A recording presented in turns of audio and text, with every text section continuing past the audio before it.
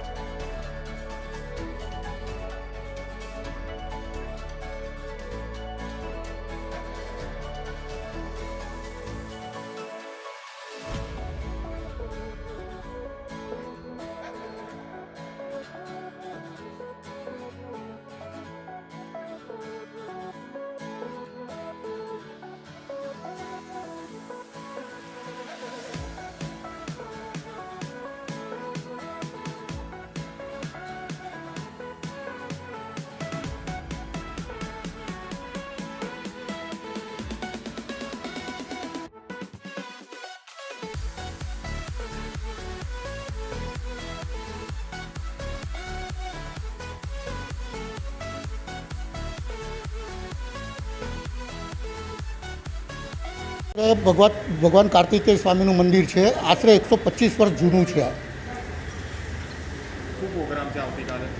પરમ દિવસે 25 તારીખે ધૂળેટીના દિવસે કાર્તિક ભગવાન કાવડ યાત્રા સુરસાગરથી નીકળી વડોદરા રેલવે સ્ટેશનની સામે પહોંચશે।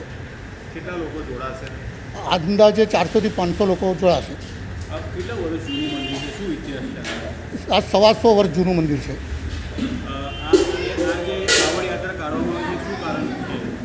લોકોની માનતા હોય છે, ભગવાન કાર્તિકની કાવડ યાત્રા કાઢવાની, જે માનતા રાખતા એમની ઈચ્છા પૂરી થઈ જાય, માનતા પૂરી થાય તો એ લોકો આ કાવડ આખા વડોદરામાંથી આવે છે, નડિયાદ, આણંદ, ભરૂચ ત્યાંથી ઘણા લોકો આવે છે.